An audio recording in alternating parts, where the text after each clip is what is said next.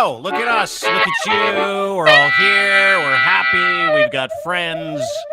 Isn't that what life is all about? Being happy and having friends. Welcome to the program. My name is Dean. As always, brought to you by our friends at Easy Auto Financial, easyautofinancial.ca. Go there if you need financing for a car. They're ninjas. No obligation whatsoever. Easyautofinancial.ca, of course. Domination.com. Dominate with your content with Domination.com, DMNTN.com. Try them for free today. And, of course, Ed's Fine Imports. edsfineimports.com. We have a full deck today, and you know Ryan, you know Locke, they're here, but please welcome to the program a fellow that I have known for 20 plus years, one of the greatest fucking beauties on the planet, legendary sports. When we were Ladies and gentlemen, Rod Black. Yeah. Rod Black, ladies and gentlemen. Hey. Blackie.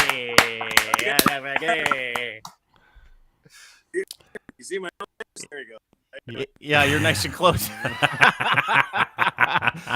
How are you, buddy? Where are you? You're in Arizona. Is that where you join us from today? Is that correct? Yeah. Yes, Yeah. sir. Nice farm down here. The training camp was kind of cool. Training in Arizona. We're always with the Blue Jays, like Florida. And I got to tell you, I always enjoy staying in Florida. Down there, you guys have been down there.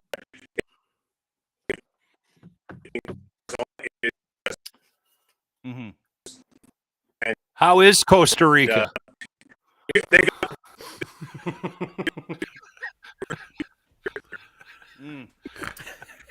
Why does Bonzi have a better connection in Nicaragua Yeah.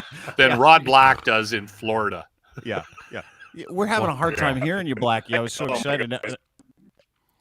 Is the internet sucks in Arizona, correct? Hold one hand up. Lick that finger. Okay, good. Yeah, can you hold? Just go like this, and you should be able to get a good signal.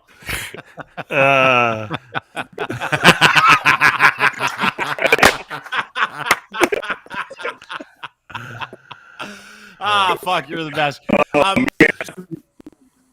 He's in the hotel lobby. Yeah, are you in next to the elevator? yeah. But I'm No. we're The trying ice to. machine is taking up all the resources. What's that? Go outside. That's probably a good idea. Yeah. Go Yeah. outside so we can hear you because I've been dying to talk to you for like. Yo, try that. Try that, Rod. Yeah, go outside and see if I. There you go. Where's he going? You know what? I always thought that Rod Black was a great porn name. Mhm. Excellent. Fuck. Here we go. Especially if he was filling out a Rod form. Black. Still not good. How's that? Not great. Not great.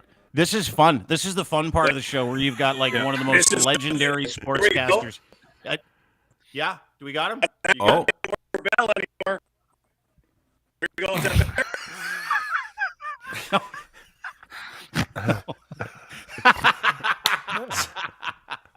He's gonna come. You know what else? Rod's you know calling what from else? Mars. You know what else I assume? What's that? He never wore pants. No, Just a jacket and a shirt, and he was Yeah. sitting there in a Speedo every night. Okay, there he maybe is. now. Maybe now. Oh my God! Oh! There you go. Is that better?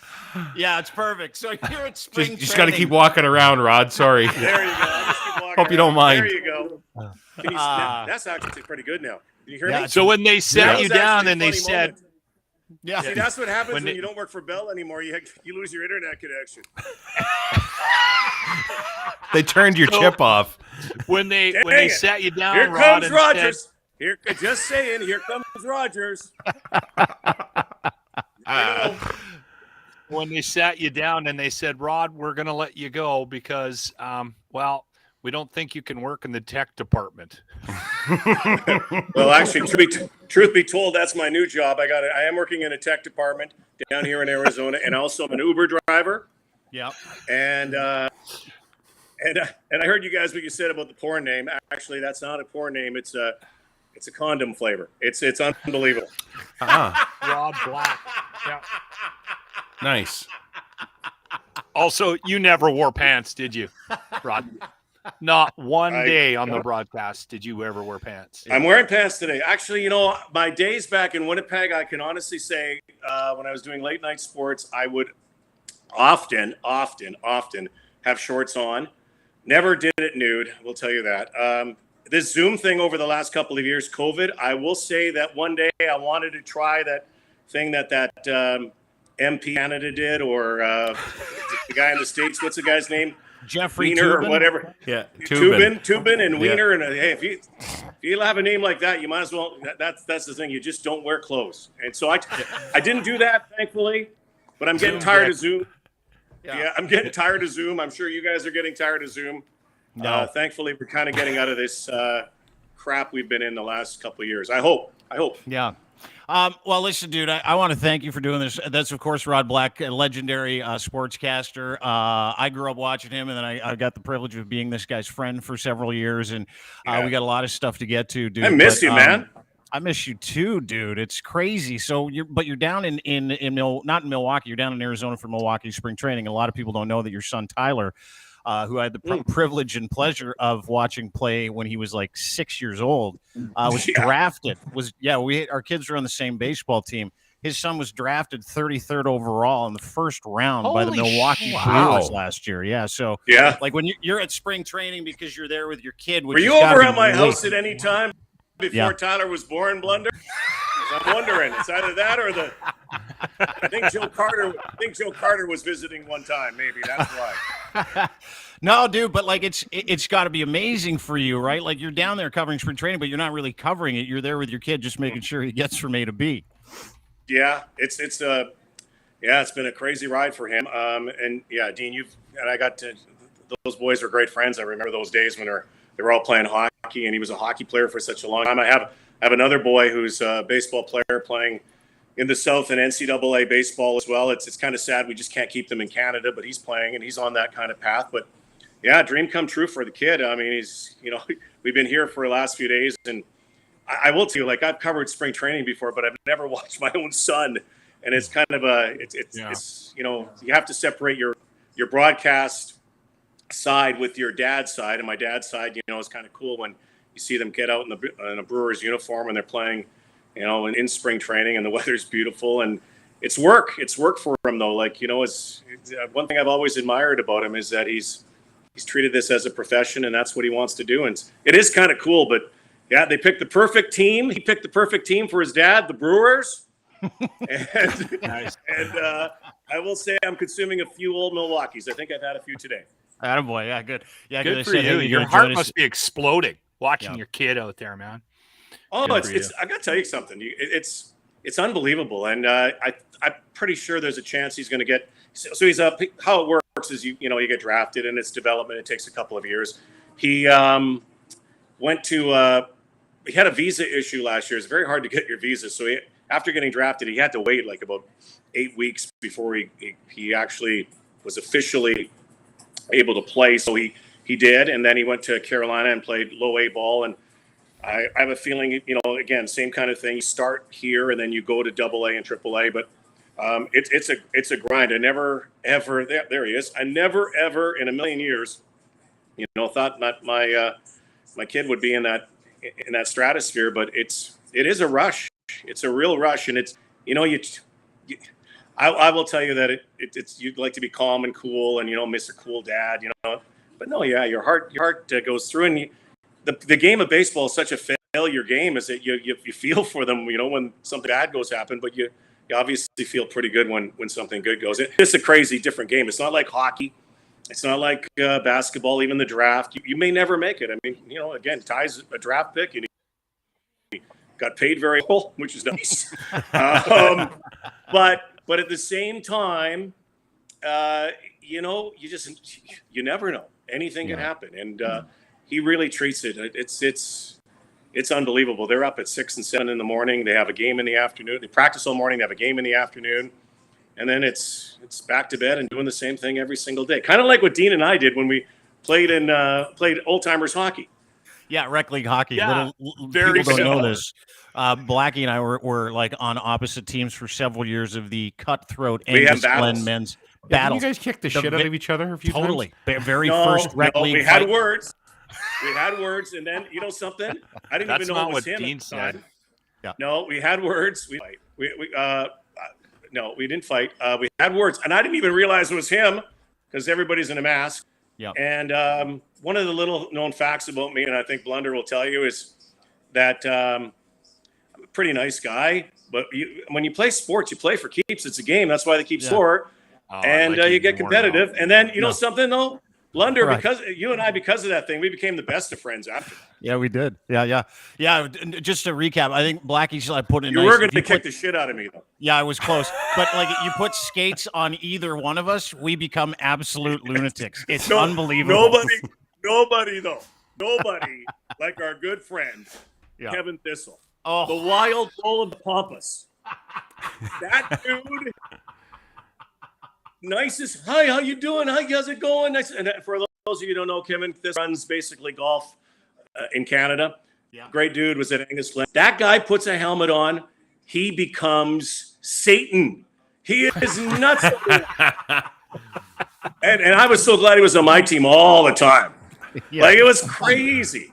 Well, you and guys I had the were fucking. Satan- You and guys I had were the Satan team. beat. Yeah, I know. Forget We were our team's assholes, but you guys every year because you guys owned the actual time slot. So here's how it worked.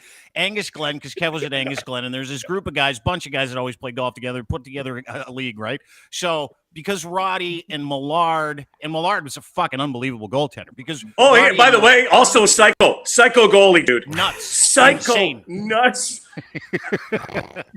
Absolutely crazy. I'm gonna act surprised right now. Yeah. What? He was nuts. I asked the referees there. Nicest, calmest, cool guy. Put goalie pads on him. He suddenly becomes Jeffrey Dahmer. It's insane. It's totally true. I've never seen it. Like we go Nuts. next level, Nuts. but he is like fucking wacko when he puts He skates and is pads on. nuts. But How long it ago was this, guys? How long ago 10, was this? 15 years? Was it Gotta be 15 10 years ago. Yeah. When we were Yeah, young we and have- had fun and Yeah. had guns.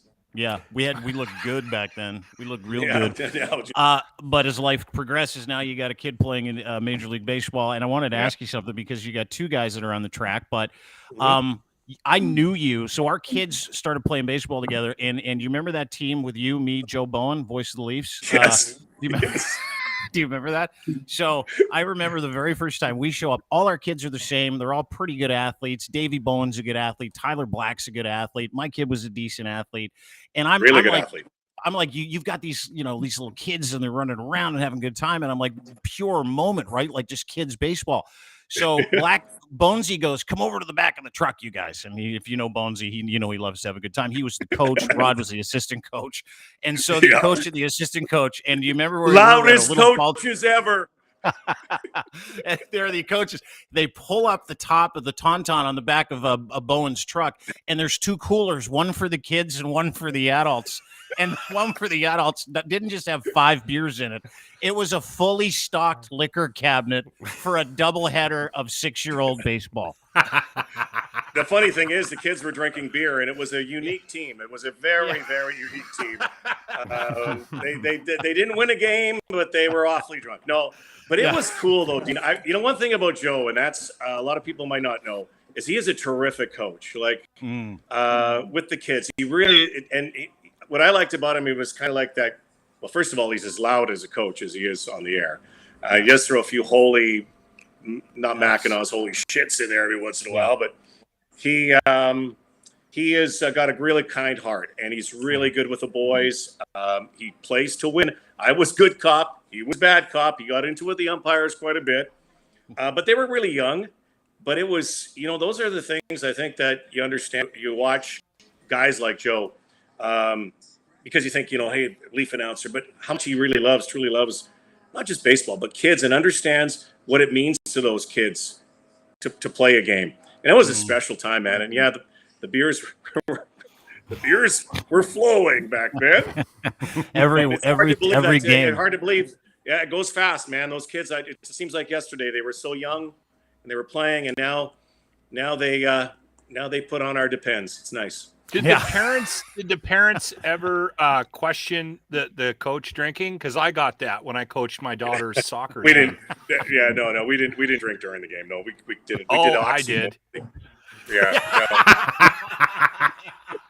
No, we never did. And honestly, I have a real hard time too. Like, it's nice.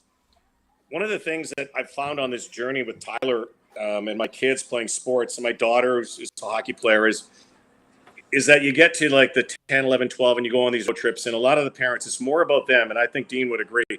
Unfortunately, more about them than it is about the kids, and it's about being social. And I really never got into that. I mean, I always loved doing it later in the day, but a lot of them, it's like, right outside the rink or right outside the diamond. And I just don't, to me, it's not a good look, honestly. I joke about it, but it's not a good look. And let's not judge too harshly. It's not, and it's, but it should be more about the kids, right? Yeah. And I love partying with the parents as much as anybody, but I do find after a while it gets a little overrated, and then all it becomes, well, here's a road trip. Okay, I'll see you at the rink after I'm done having a few beers with Billy and Tom. Yeah. And I've seen that end of it too. So there's both sides. We've all seen that, but we never did drink during games. No, it was. I mean, I'm kind of waxing about a couple of stories. I never did either. Yeah, O'Shea. No. We know you did. Yeah. But listen, one of the things, if you knew Rod, and I'm talking to kind of everybody, like his sons are great baseball players, kids are great athletes, lovely family, 4 kids. Nancy, your beautiful wife, she's incredible. I mean, the way that house works, Saint Nancy, the way that house works is incredible, and to a point. And I want to ask you about this because you've got successful athlete kids, and I never saw you shove them. Like, I never saw you push them anything. I never saw you, and you were such a fucking unbelievable example for other parents and a model, because you talk about it being for the kids, but it always was. You hear stories about, specifically with you hear stories about asshole parents that are like, yeah, I got to take them to this, I got to take them to that. When I went over to your house a few times, we would go there, and you go into your son's rooms, it is a shrine to baseball. Like, these kids are self-motivated because of the parenting that you guys did.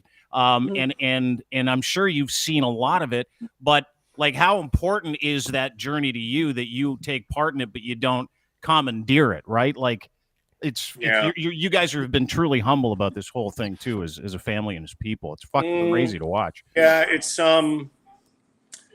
not easy for sure. I mean, you go through a lot, and there's a lot of heartbreak as a parent and a lot of heartbreak as a kid, on a journey like this. And, first of all, you never get in sports. I never got my kids in sports to become professional athletes. I mean, I do think a lot of it is genetic, not talent-wise. Tyler and Brody and Jesse and Anna's granddad played for the Boston Bruins at one time. So, I mean, that's, on Nancy's side. And I think, there is some genetics to it for sure. But at the same time, I think it's a culture. One of the great things about that I've always believed, this is just me, and maybe because my dad never pushed me, and I played every sport, obviously not to a high level, but I was a javelin catcher, just to be known. High school broad jumper. Me too. Captain of the miniature golf team. Yeah. No, but I mean, I value sport, and because I'm in it and I work in it, my life is about sports, as is Nancy's. Every single day was kind of devoted to it. One thing I've always believed in, whether it's arts or sport or life or whatever, it might sound cliche, is that I get my kids get in, go full in, be full in. But if you want to quit at some time, that's good. You can quit at any time, but you better find something else to do, because I don't want you doing nothing, right? So that's kind of that mentality. I never did shove them, but I did. Well, I was I got to be honest too. St. Nancy's done a lot of the driving, and we pushed them into programs. I would say we did push them into programs, and again, if they didn't like something else, but she had to do a lot of the driving while I was on the road doing what I was doing. But another thing that really helped for the boys was being around it and understanding it. And I still have I don't know if it's a good or bad reputation of always bringing my kids everywhere. Yeah. And so I'd always bring them to games when they'd sit in the corner in the booth. They were really well mannered, and Ty in particular used to go to every Jays game I broadcast, and he would go down to the field beforehand, and this kid just soaked it in. And I do think that's kind of where that kind of osmosis happened. And I didn't have to push. If you have to push your kid to anything, that means they don't like it. They don't like it. So I was very fortunate. And then, I think there are a lot of, you're right, there are a lot of a-hole parents that it's all about them. Just look at their Facebook, look at their Twitter. It's all about, here's my kid. Parents, do your kid a favor. Stop posting about their merits and everything they do. It just puts pressure on them. It puts pressure on them. And I don't like that stuff. So it's not just kind of me. It's always been that way. And as much as I'm kind of a public person, I've always been pretty, and BLundell knows this too, is I'm a pretty private guy, and family's first to me. It's always been first to me. And so it's been, it is, even yesterday, like I go to the park and Ty goes, so here's it, and don't take any video. Like that's kind of like Ty. Don't take any pictures. Just sit there. Be a dad. Explains a lot, though. It explains a lot because having that drive that he's got because of that positive influence when he was a kid with you hanging out, getting to meet people, getting to do the cool things. Like when I used to go to Exhibition Stadium with my dad, he used to just tell me to shut the fuck up while he was trying to cheat on my mom. That's probably why I'm not in the MLB now. I've figured that out. I've got jealous got of one. But then the beauty, the beauty is that you could obviously you could sit with two different families. I mean, that's the beauty of that. You get more peanuts. Fucking sweet. If I was Christmas you, I would present. work that deal. Hey, the other guy's got better seats, by the way. I've got one of those high functioning kids in my family as well, and that's something that I think a lot of in my family. We were judged very harshly because my daughter went away at 13 to the Royal Winnipeg Ballet and then spent 9 years there. She's in Hungary right now. How old is she? For a company. She's 21. Do you know, 22. I don't want to interrupt you, but so I have a brother who's really driven guy. He had daughters who were 11 years old at the time. This is not, I think they're probably a little older than that. They're clearly they're older than 11, but they're older than your daughter. And I'm from Winnipeg, and they were living in the States. And my mom at the time, when she was living, brought them up to the Royal Winnipeg Ballet Camp. Yeah. To work with the great ballerinas. They were 11. They were twins. They had never danced in their life, and they went for 2 years. Do you know what happened to them? 4 years later, they were identified. They got scholarships this is not a humble brag thing, is that they went to Juilliard, and I'm very proud of the both of these twin nieces, went to Juilliard, LaGuardia High School, Fame High School, then Juilliard, and they ended up on Broadway. And now they're dancing on, but that's the same kind of, the drive, by the way, in sports, I can tell you right now, the drive in dance is 10 times what it is in sports. Well, the point I was going to make, I just wanted to reiterate what you said. If you're pushing your kids, they're done. They'll never do what you think that they're going to do. My daughter was obsessed with dance. It is all she wanted to do. So there was no, hey, you wanna try out for it? Was all just focus. She's still like that. So you know what? If they make it to where Ty is, it wasn't because Dad was yelling at him from the bench. No. That just doesn't happen. It will never happen. Anybody who is pushed by the parents to get into something that's never going to work, right? Yeah, it's you're totally right with how to handle that, Rod. Totally right. Yeah, I've seen it. I can tell you, I can see it. We all have seen it, both sides of it. And then there's these outliers too. I got to tell you, there are some outliers who, I always said too, unfortunately now I look at hockey, the next low income kid or poorer kid to make it might be one of the first because you need so much money. But then there are some outliers because they're so driven, they make it. And unfortunately, what I don't like about sports, and it's a real pain for me, is that it costs a lot of money. It should not cost this much money to put kids through sports, to get get sports, to hopefully get an education. It should never cost. It costs way too much money, I think, and the kid who has more money shouldn't be at an advantage over the kid who doesn't have money. That's $25,000 a year, Rod. $25,000 a year. Yeah. We had some grants and some help, but Yeah. people see my house and go, "What do you make?" I'm like, "I have fucking kids." Yeah. But I can tell you the same thing. I made a pretty comfortable living, you guys, and I know you don't want to. We got lots to talk about. If I did the math, one year I was paying, for AAA hockey and baseball, and Ty was playing every sport. AAA hockey, BLundell, what were we paying at the time? About $8,000 to $10,000, which is $10,000. probably $8,000 to $10,000. I hate to say it, more than you should pay to play hockey. So you multiply that. I had 3 boys playing. Do the math on that. Then all the other stuff. It costs an inordinate amount of money. Now, again, you do it for your kid. You just do it because it's. Yeah. Some people use it as a babysitting service. But you get kind of sucked into the vortex of it early on.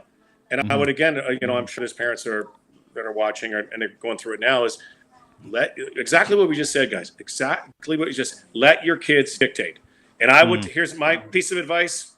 And not that I give advice, but I will. You should. Yeah. One thing I would say is put your kid in the highest level at an older age, or when they are ready. Don't get sucked in, say, oh, your kid's a AAA hockey player at 7. Guess what? They're not. How many of those kids are actually going to make it at this, whatever, Super 7, 8? Oh, they're Super 7s. We should not be doing that to kids. You keep them at a certain level, develop them. Then around 13, 14, that's when you make the choice. Boys, particular, grow into their bodies later. Tyler's age group, they were the best player. The 2 best players that came out of his age group as a AAA hockey player, both didn't play AAA hockey until they were like 13, 14, 15. And they became the best players. Because other kids get burnt out. Anyway, I know that's... I love That's good advice. No, I love talking about it because it's like a fucking real thing. Like, we've seen our kids, like my eldest guy, his life was absolutely negatively affected by that kind of environment in those sports, right? And that's why I asked you about it, because of the humility that you guys have treated this with. But I also know you, and I know that you didn't shove your kid around and you didn't tell him what to do. And I've seen you with your kids. I've seen you drag your gaggle of family members in and out of different buildings for years, and you've always been that guy, right? Which is we forgot a couple. We forgot a couple sometimes too, BLundell.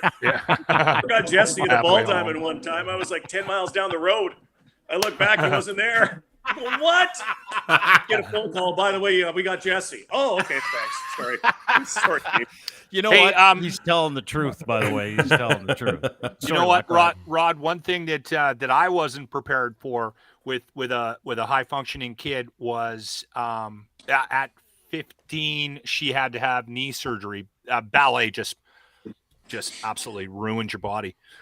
So she had to go in for a pretty extensive surgery. And I think if you've got a high functioning kid and they're just at that point right now where they're starting to take off and maybe they've got some opportunity, maybe you got a little bit of money you can throw at them and they've got some opportunities.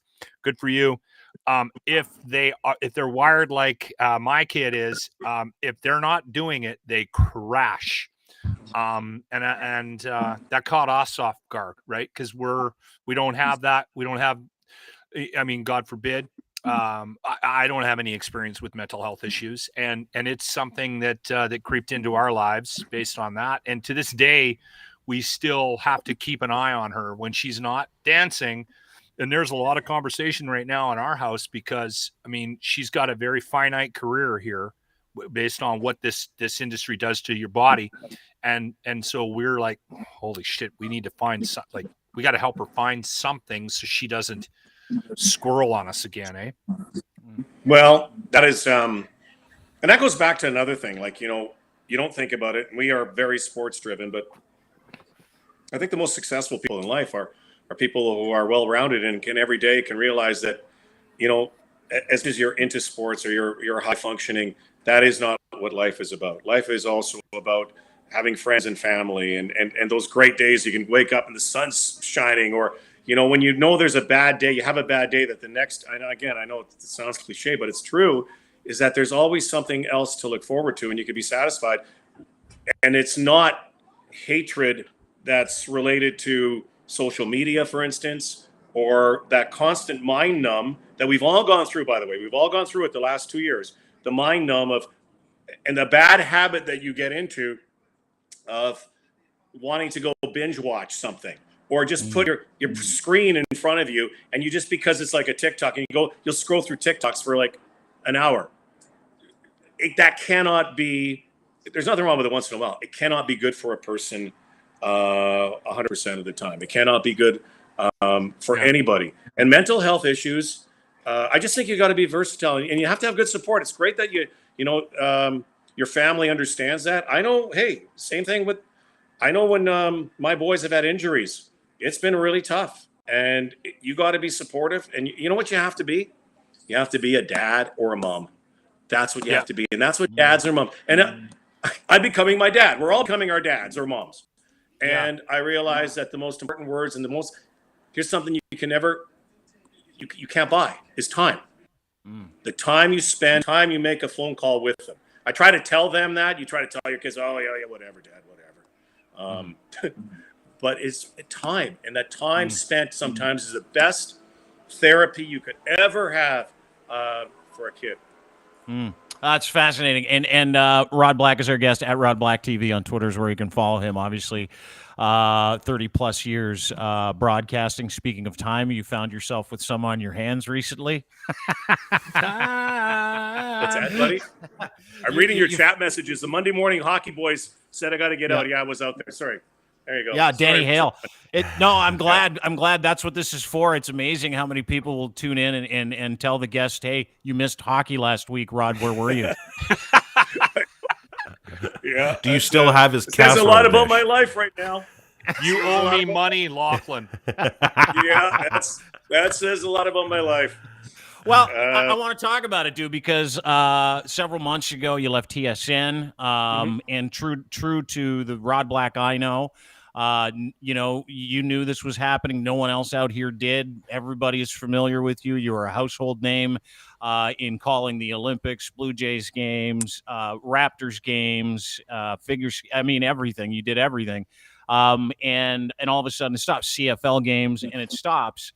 And you and I both know this business. You know that this is not a personal thing. We could see traditional media going the way it's going, but it doesn't change, the event itself, right? Like, how are you? And kind of take us through that if you can, without too much PTSD. That was all good. All good. Honestly, I think COVID is kind of gave me was a bit of an epiphany for me. And, again, I was working during COVID, but there's nothing to do. I'm a guy who likes to do something every single day.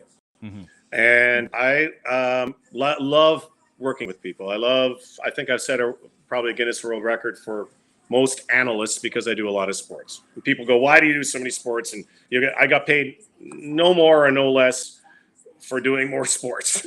It's because when people ask me to do something, I say yes, and it's a challenge, and I'm doing it. I love calling games.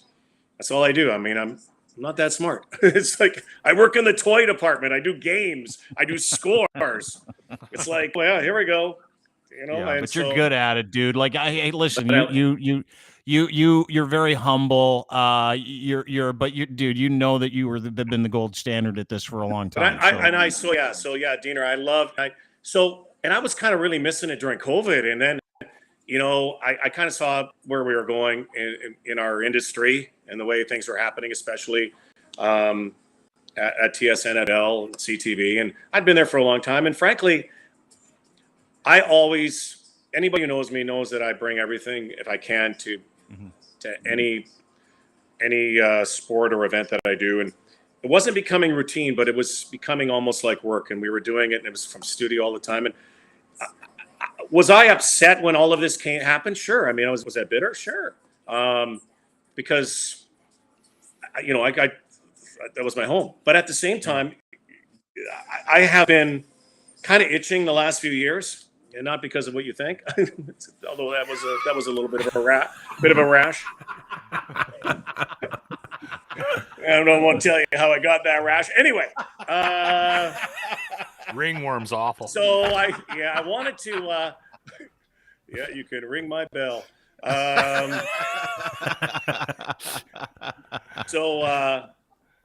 It caught me a little off guard, but at the same time, I kind of realized that this is a really good opportunity.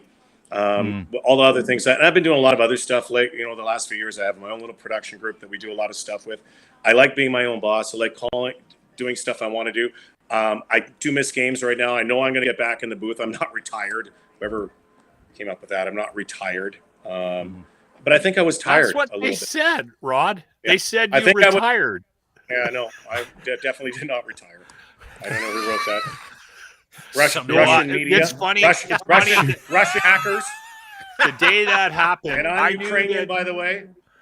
Yeah. But, So, you know what? Well, we'll get into that. But I just want to say this, Rod. The day that happened, I knew that that you and Dean were buddies, and I think I might have texted him or phoned him, and I'm like, "Did you see Rod? They punted Rod," and then we had a podcast, I believe, that day, and we talked about it. And Dean said, "We'll get him on. We'll have him on, but let's give him some time, let the dust settle here." What the hell? That's like 6 months ago. That's a lot of time. You must have had a lot more important guests, like a termite exterminator or something. Oh, you saw that show? Yeah, you know what? It was really good. The first thing Dean said was, he said, "That's bullshit on the retirement thing." I mean, that was that came out of his mouth. Well, I will tell you, I wouldn't say it was the wording of retirement. I would say it was an amicable split, mutual split for sure. I could have probably stayed on there. I do believe that. But I just kind of, again, it was happening at a real crazy time in my life too. I got the call on the day that my kid was working out with the Tampa Bay Rays, and it was like, then that night we go to the Stanley Cup final. And I didn't tell anybody. I didn't tell anybody except for my agent at the time. Only a couple people knew. And I just wanted to go the way I just call games. Yeah. And I never wanted things to go, I am not a person there, World Tours, and I'm not a person to say, this is a yada yada, big huggy kissy. It's not like that. That's not the way it works. It's business. I understand that. But I do also know that when they, I'm not done broadcasting. I'm only 82. And I look pretty good for 82. Fucking awesome. But yeah, thanks. Yeah. And I got a great brand new sponsorship with Cialis, so that's working out great. And so Preparation H. But no, that's a miracle product. I gotta tell you that. Yeah, I do want to. I want to call games again. Yeah. I don't know where they're going to be right now because I've been talking to a lot of people with it. I know there's going to be probably an announcement in the short little while where one of my landing spots will be. I cannot say right now, but I've been working. I've been doing a lot of stuff. This Zoom thing, man. Zoom started the pandemic. That's how it worked. So, but I'm not done. I'm not done. I can tell you that. And I see a fourth. I could maybe be the fourth square occasionally or third square. Maybe I'll just the Uber driving thing. If that doesn't work out, I could maybe join the Dean BLundell show. I'll be. You know what? I'll run. I'll wash your guys' washrooms. That's what I'll do. Yeah. That's totally beneath both of us, but that's okay. You'll never get rid of that itch that way. Yeah. What do you think about this business and where we're at, in particular Canada, Rod? Like, are we in trouble? Traditional, you mean? Traditional media? Yeah. I don't want to hear Dean's comments anymore. Are you talking broadcasting? Are you talking sportscasting? Broadcasting as a whole with the consolidation and yeah. Again, I will never. I cannot speak disparagingly about where I've been and what I've done in that company because they let me travel the world and live out my dreams. And sometimes you have an expiry date. Did I think my expiry date was there? No.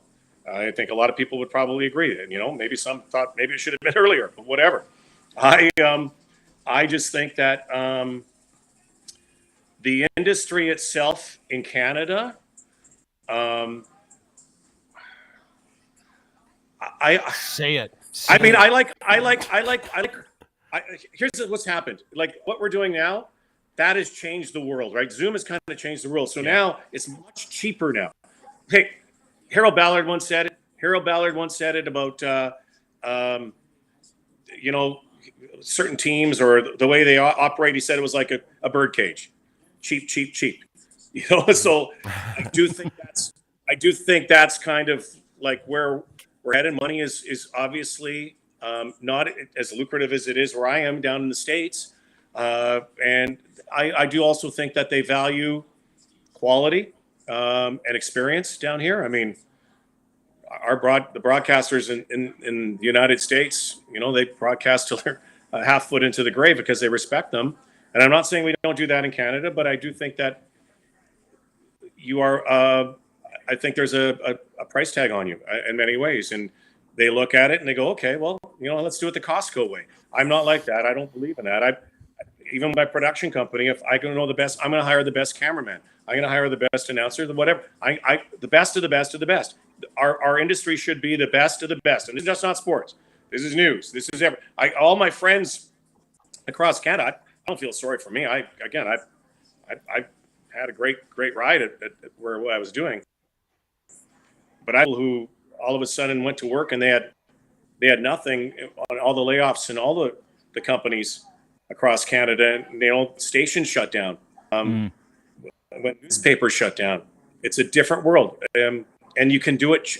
You can do it cheaply. You can broadcast cheaply. But my thing is, quality always is there. People will watch, read, or consume what quality is.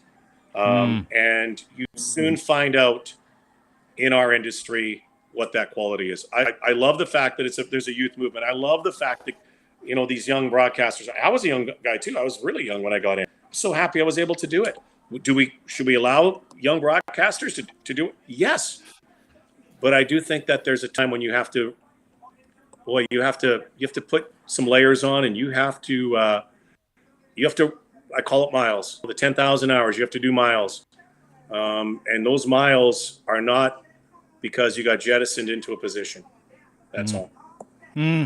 Yeah, no, it's such a great thought, and a series of great thoughts in terms of like just the changes that have gone on, right? Like, I think if you haven't been in traditional media, or if you haven't made that transition from traditional to digital, or on your own, or working for somebody else, you don't really realize how many things go into the decline of viewership, and everybody trying to cut different corners. And I mean, it is what it is, right? But it doesn't take away from the fact that I still miss seeing you on TV. In fact, one of my favorite moments, if I may, came from a Raptors broadcast a couple of years ago. I have the video. Can I play it for you? And it's not championship. I can tell. I know what this is. I remember. You know what this is. I remember. Don't you? I was watching this. I watched this live. I have to play this because I have to tell you, Blackie. I have to tell you. I don't know why we didn't win an award for this. This might have been my best broadcasting ever. That's beautiful. You gotta watch this. This is a scene from a Raptor game where he and Leo and Sam are in the same studio pre-COVID, and Leo before that, farted. I gotta tell you. Okay, go. Okay, hold it. Yeah. What do you got to tell me? Go ahead. I just got to tell you that just before this, but let it play out. But what happened just literally 10 seconds before? Just go ahead. Okay, here we go. Thought it'd be high scoring so far. It is 30-30. Kijiji numbers. We apologize profusely right now. We've had a gas leak in the studio.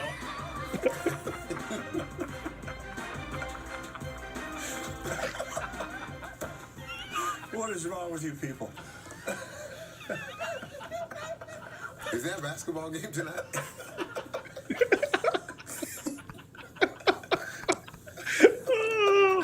Oh, I miss those guys.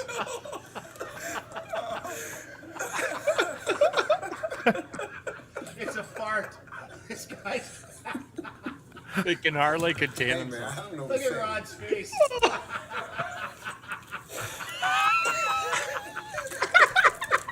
Here, you need this. Oh, that was some good analysis.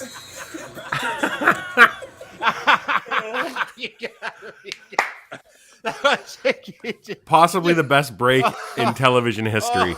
Ever, Rod, man. I wanted to. I'll give you backstory though. Backstory on all that. Well, he Leo farted. Routens- Yeah, but Leo, that's a backstory, literally. Yeah. Leo Routens, but if that was the first time, it would be one thing. But he is a martial fartist. The man, something died up there probably about 10 years ago, and it's been leaking ever since.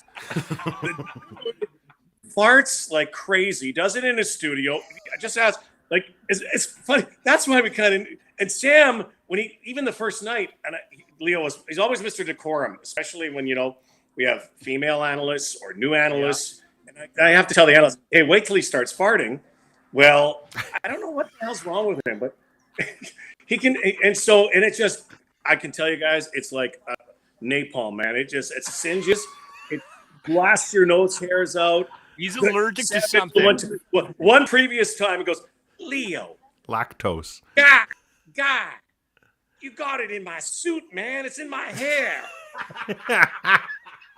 So that when that happened, we could not stop laughing because it happened to me before with Leo. I mean, I worked with Leo. He's obviously one of my best friends and greatest people I've worked with, and we have a great rapport. And it was like I couldn't get, and I rarely lose it, but I honestly, I was also think I was choking. It wasn't laughing. I might have been choking. Yeah. On the stench. And I wonder if he could compete with Jimmy. I was just going to say Lachlan works with somebody just like that. Wow. We're past the laughing stage of it though, Rod, with my little buddy. It gets violent every once in a while. Like we get angry. Because it sticks to your clothes, Rod. I have to go home and shower. I've thrown clothes out. Heat seeking, man. It's like crazy. Yeah. Crazy. It's like shock. It sticks to you. Like it. And just, you know what? He might be allergic to something. He's you know what? I had a buddy who was like that, and he called it his superpower. And then in his late 40s, he found out he was allergic to eggs. Stopped eating eggs, and his superpower went away. Yeah, you should tell there you Leo, go. Get him to look. I don't know what it is. But I did start calling him Leo Rottens after a while because he was like, dude. Yeah, he did it once before in honestly, and he'll do it like he'll walk by people and he kind of giggles when he goes to go, and then I go like, and then he points to me like, dude, enough. Happened one time in a pregame, same thing, and I used that. I said, well, they got to turn up the gas or something tonight, but it was like, and yeah, that thing lived for. I got to tell you, we did. Leo and I broadcast for 25 years of the Raptors. We did the first game. We did all these great moments. Obviously, a championship, and the moment that will live in infamy is the fart heard around the basketball world. Wow, spelled around the basketball world. Can I tell you why? Can I tell you why it made me laugh so hard? It is like definitive proof for women who go, "Why do you guys always laugh at farts?" I'm like, look at these guys in their 50s dying. It is never not funny. And the other part that fucking made me laugh is if you know what it's like to have to gut through a break on television or on radio where you're like, I really am trying hard not to pay attention to the distracting odor that just came out of that guy's ass. It's like what that broke every broadcasting rule imaginable. Like I just sat there and I thought, for sure the guy on the floor that's running the whole set, he's probably like, you guys are fucking unprofessional. No, the guys on the floor, they know that the guys and gals on the floor already know Leo, and they stay far enough back. When that thing can waft over like 30 feet, it's deadly. But I do know that I'm pretty sure that like management, I'm sure they had like a little call the next day about, well, he's unprofessional. But it's okay. I don't work for them anymore, so I don't give a shit. And that's the funny thing about traditional media. They don't realize that that's going to be like if you look at that click on YouTube, that's got the highest click count out of all of them. I guarantee it. Like that's what people are looking for. You know what I mean? Yeah. Like that's the realness. It's a real fucking moment. It's a real moment. That's what that is, right? Yeah. And I mean, listen, you got to be professional. You got to be a broadcaster. You got to you got to get your job done. But every once in a while, to give them a peek behind the curtains and let them in on what you're dealing with, Leo's ass. Yeah. It's not a bad thing, right? That's a great point you made. And, I kind of miss, that's one of the things that I miss. And I think it brought anything. And you look at the TNT studio. Now, we never tried to be, Chuck and Shaq and Kenny and Ernie. We never tried, nor did we try to model. But my thing throughout my broadcasting career is that this is fun. It's sports. Yeah, there's serious stories, and you have to treat them as such. And yeah, there's people, the gurus out there and the analysis people, they need their numbers. But the bottom line is you have to have fun. And it almost is like people sitting on a couch watching and you're having fun. And if they can say, hey, you know, did you see those guys goofing off? That's when I really loved our NBA studio the last couple of years, especially when Sam came into the studio. He's a great personality. And he and Leo worked well together. Kia Nurse is the same thing. You got to have fun. You have fun. And that's one thing. I kind of miss that right now. You know, again, where I surface, when I surface, that's my thing. Is it's sports, man. It's fun. Nobody it's scores and numbers and you know, do you have to treat it with the respect? Yes, but let's have some fun. Yeah, appreciate And you, fart. Blackie. And fart a lot. Yeah, let's get it out. I mean, better out than in. Keep in mind, if Leo doesn't let that out, he'll probably fucking explode, Blackie. Oh my gosh, I don't even want. He used to. I was ready. So he used to sit there. You probably see my sandal here. So maybe there you go. Okay. Yep. So we sit on the studio. You know the thing about Leo is I love him. You know, it doesn't mind me talking about this because I think he's actually proud of it. I think it's like it's a smelly badge of courage. And he would sit. We'd sit up. You know, we'd watch the game and he'd sit up with his feet on the desk and you know he'd have his pant leg and he'd let just a ripper go. So much. He just let it go, and he'd open up his pant leg, and he like wafted out towards me, and I'm like, dude, are you kidding me? And I'm probably, you know, no. What goes on in the BLundell show? Don't forget that. Anyway, That's okay. Nobody's watching. It's fine. But I will tell you that I make fun of that, but I love that guy, man. We're brothers. We've been brothers for a long time, and that will never, ever change. He's such a great dude, and he's a great dad. Like he also taught me, Dean, you talked about, you know, fatherhood and parenting and kids. Leo, I learned a lot of that from Leo. He has 4 boys. You know, one got to the NBA, and I watched the way he was. He gave them really good advice because he's where he's been, which I like to do, give my kids advice. But he just was like that guy who was always there for them at any time because he was always away. And I admire him greatly. And not only that, he's just a brilliant basketball mind. And he's basketball in Canada in many ways. And I love every other analyst. But trust me when I say this, no one knows more about the game of basketball in our country than Leo Routens. It's heavy. And basketball and gasketball. Before I let you go, where are you resurfacing? I know you can't say, but you might as well just say. Yeah, it's just us. Where am I? Baseball. You don't. No, I can't. I can't say. I can't say right now. But don't say. Dean BLundell show, Monday to Friday, 3 p.m. Nice. Rod, fucking great to see you. And I really appreciate you taking time. I wish, you know what? I wish we could do this in person. You know, I'm a huggy guy. I love to give. I can't wait to give somebody a hug again, man. So here's this crazy thing. Down in Arizona, my wife and I both. One of the things that we've been talking about down here is that, and trust me, I'm a big mask guy up there. I've had friends, unfortunately, who suffered the worst possible outcome of COVID, and I understand it, and I will never discount the fact that it's out there, and it still possibly could be there. But you live down here, it's like it almost didn't exist. Like so many times I go to reach for my mask in a store and nobody's got them on. Is it good? I'm not sure. But we are starting to get back to kind of a normal where we can actually shake a hand, hug somebody. We are human. We need more of that. And, you know, I think COVID's, you know, goes back to our kids, what you said before about your daughter. You know, our kids have lost 2 years of their lives, of opportunities that they never had before. And let's just hope we're getting closer. I think we are. Rod, and take care of your boy. And I hope he kicks ass. Thanks. In Milwaukee. Has he hit a dinger already? Has he hit a spring training dinger yet? No, they've only had a couple. He had a base hit yesterday. A nice little bleeder. He had one yesterday. But, yeah, they just only had a couple games they play. He's off today, but they play tomorrow, so we'll go. Yeah, the funny thing is,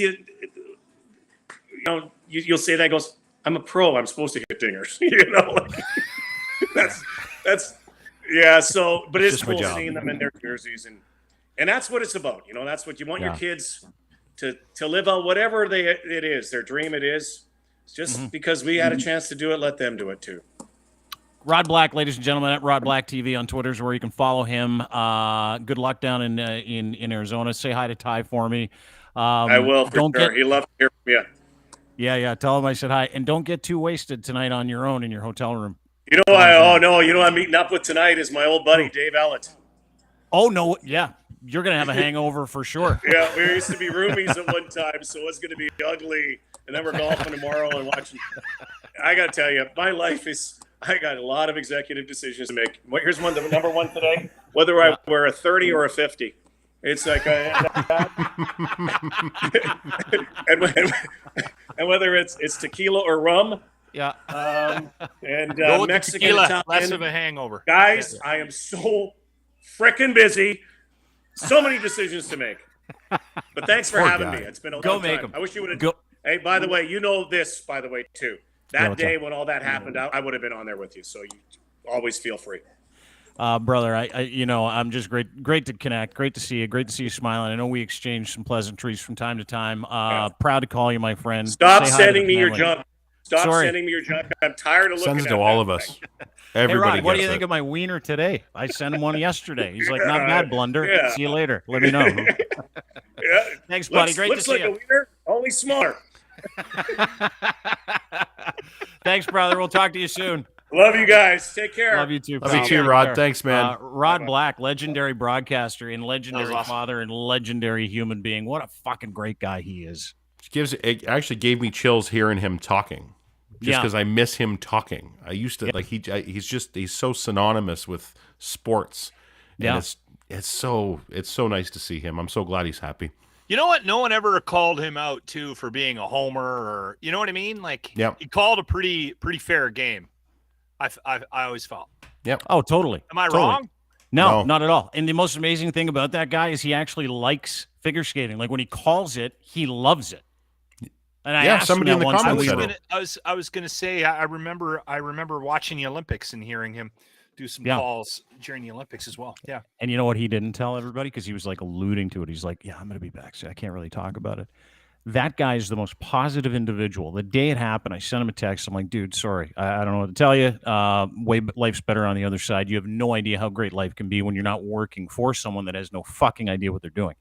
And I know he doesn't want to shit on his former employer because he's a much better individual than I am, but I'm happy to. So, but this guy has been nothing but positive the entire time, right? Nothing but, yeah, dude, I'm going to ride that fucking dead tech pony till I'm blue in the face.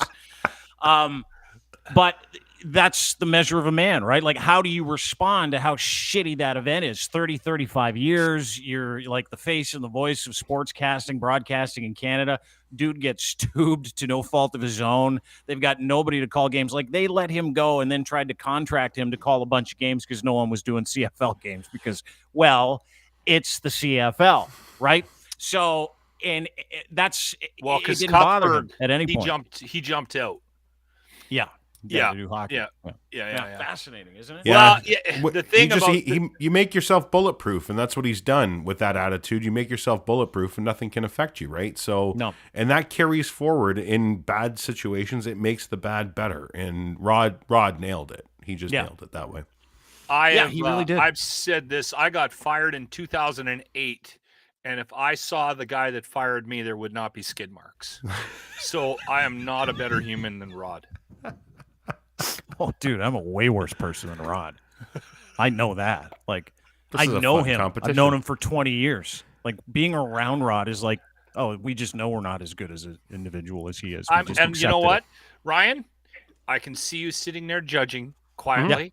I will be able to go to sleep tonight. No problem. Big time. That I threatened somebody's life on the podcast. I like it. Today. Yeah. Oh, and you know what? And that there makes you bulletproof too, Lachlan. Good bit. for you. Yeah.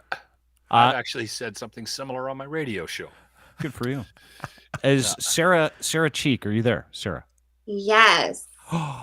She's been listening this whole time. Ladies and gentlemen, welcome to the program. Sarah, we can't see you, but we can hear you. I don't know if that's by design. No, I don't know what's going on here. There's a little thing turn on on the old camera. Yeah, you might have your camera blocked, Sarah. You see so the you little just button at the bottom click there on that that, looks like a camera. camera? It might have a red line through it. No, it says it's open. Sarah, that's okay. You're here, and that's what's important. How are you? I'm good. How are you guys? We're really good. Just so everybody knows, Sara Cheek is a young lady who's a mother of 4. She comes from the United States of America. We wrote an article about Sarah this last week because her kids were kicked off their sports teams because she's an OnlyFans model, ladies and gentlemen. One of those where a nice young lady's got a burgeoning business, and a bunch of other ladies at the PTA meeting seem to think that she's way too hot for them, so they get jealous and act like assholes. Am I getting that right, Sarah? Yeah, pretty much. Yeah. So, tell us. I was hoping to see her. We yeah, can't fix this camera thing. No, we can't. She's gone now. She's zipped out. Oh, it's But gotta be. Dude, she was like, Simple. she had her whole life changed by this mess. It wasn't even funny. Sarah, you there? I'm here. I'm trying to get this camera working, and I'm not sure why it's not working. I don't know either. What are you on? What kind of a program are you on, Sarah? Are you on just a laptop? I am on my phone. Oh, that's part of the problem, probably. You got a Samsung, don't you? No, I have Apple. I'm not green text. You can't Apple shame me. Have you got a kid around? One of those kids? Hand the phone to them. Right. I know. They'll figure it out right away, right? That's what I do all the time. Just hand my shit to my kid. Yeah. Here you go. I'm gonna hand it to you. Yeah. It's okay. So I love the fact that you've already told us that you're like one of those superior tech people where you're like, don't Samsung shame me. Yeah. So Sarah, listen, we're gonna work on getting your camera going. We'll put up a picture of you so people can see who we're talking about. You're a very attractive lady. How old are you, by the way, if you don't mind me asking? I'm 31. So 31, 4 kids, and when did you start your OnlyFans account? 2 years ago. Okay. And what Is was there the a impetus? reason you decided it would be a good idea to do an OnlyFans account, Sarah? So I just became viral on TikTok, really, and I had a lot of my followers ask me if I had an OnlyFans, and I actually, honestly, had no idea what that was. I was like, "What are you guys talking about?" Me neither. So I finally, I was like, "All right, let's try this out. Let's see what it's about." And my husband was like, "There's no way that this is what this is," and that's really how it all began. Sarah, how much money do you make every month on OnlyFans? So 2 years ago, I started making about $30,000 a month, and it's just really gone up from there. So your husband's okay with it now? Oh, he was okay with it in the beginning, but yes. Probably right after month 1. Right after you bought him a car with cash? I mean, $30,000. Wow. Bought him a new bass fishing boat, and she's like, "Hey, listen, can I keep doing this?" And he's like, "Fucking right, you can. By the way, you look great." Why is the camera not on now? So you start this 2 years ago, and it was that your first month. Like, okay, so go back because I want to get to the details around how you start one of these. So you have a TikTok account. You're posting pictures of yourself, feeling good, feeling dangerous, kind of feeling fun. And then someone says to you, "Hey, listen, if you had an OnlyFans account, I'd pay big money to see that." And you're like, "What is that?" And you take it to your husband, and he's like, "What is that?" And you're like, "I don't know. Let's give it a try." You give it a try. Month 1, you make $30,000. Is that correct? yes.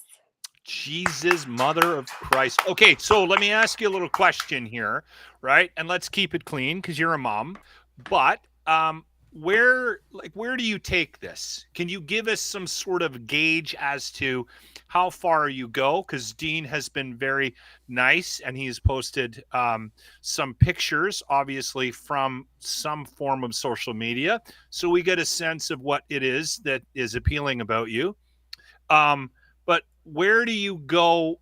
Like, how far do you go on the OnlyFans? So I sell content. It's really just reality. It's me and my husband. We have videos, and there's videos Oh, of so he's me. involved. He's I'm involved as sorry. well. He's involved as well? He's involved in some of the videos, yes. Okay. How does he look in a bikini? He looks really hot in a bikini. Me too. Oh, wait. I can't see you, but you can see me. Never mind. Sorry. I'm lying. Okay, so continue. Sorry to interrupt. So, I mean, yeah, there's that. There's when I first started, it was just implied pictures. Yep. And I mean, now it's grown, and there's different options on my page. Mm-hmm. Give us an example of some of these options, Sarah. Oh, stop it. Yeah, it's growing. I'm curious. I'm very curious. I have a midget on the show. Yeah. I mean, there's lots of freaks out there, and we've tried to talk him to getting on OnlyFans. I want to know what he's up against here. All right. So we have, there's sex videos, things of that nature. Okay. Good. All right. Yeah, but that's dude. This is the incredible thing, is that she's making $30,000 a month just having an excellent time with her husband. Mm-hmm. Right. It's living really life. just like Sarah, we are not what we would do judging anyways. at all. I'm not kicking you out of any group. Yeah, yeah. So that was the thing, right? At least you start this thing, you do it yourself, and then you start doing it with your husband, and you take things next level. It's incredibly hot. You guys are making a bunch of money from it, and you're just living your regular lives. How did this then go from, because if you haven't read the story, you can go to BLundell.com. Sarah's entire life was upset because some people, it's always the way it goes, Sarah? Some track pant wearing mom who's like, she's hotter than me. I'm mad now. Like, how did it go from that and to people finding out, and then your life exploding? Because it affected your daughter, it affected your sons, it affected you guys. Like, what happened?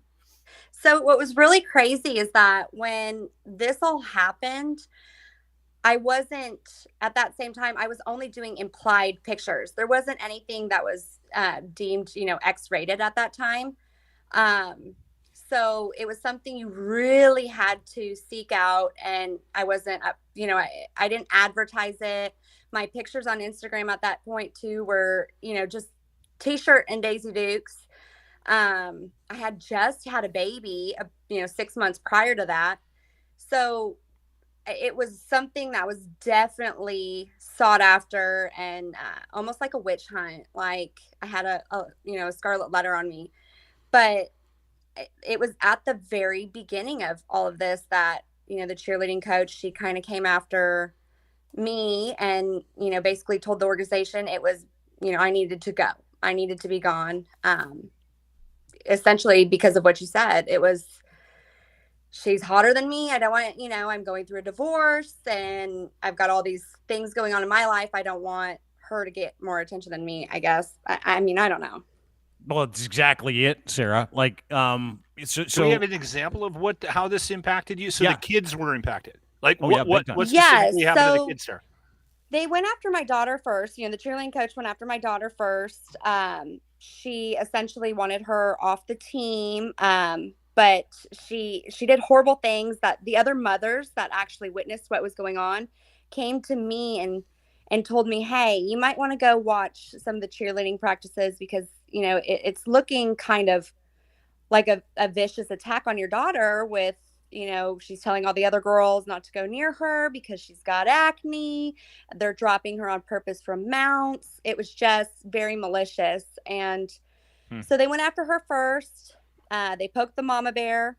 I went to the organization and I said, hey, this is what's going on.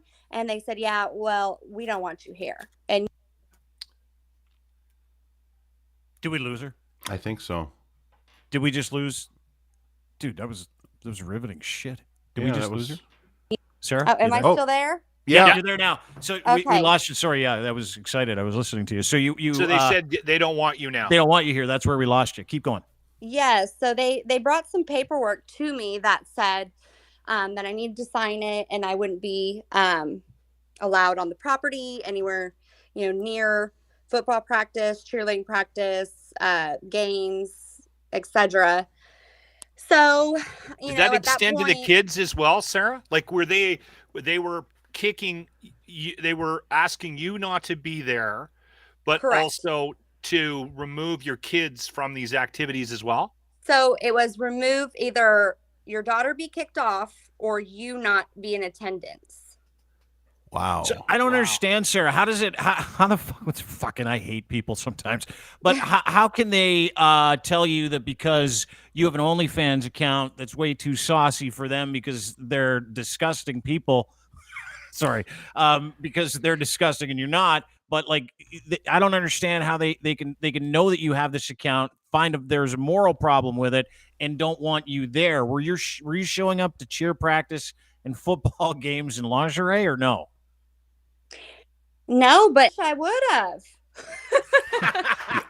Kind of like a big FU would be a good idea, I think. Right. Is it a religious religious school by any chance? No, not at all. No? A lot of churchy folk going there around? And, I mean, I'm very professional and I separate this very well from my kids and what we do. Just for that's just how I carry myself. That's just how I am as a person. If you saw me walking down the street, you really wouldn't know what I do at all unless you knew who I was. Right. But I was in, just lounge gear, gym shorts and a t-shirt. And I really didn't do anything special. And it's funny because my best friend, I actually met her through this organization now. And she's like, I just remember you being the mom that always had the messy bun on top of your head.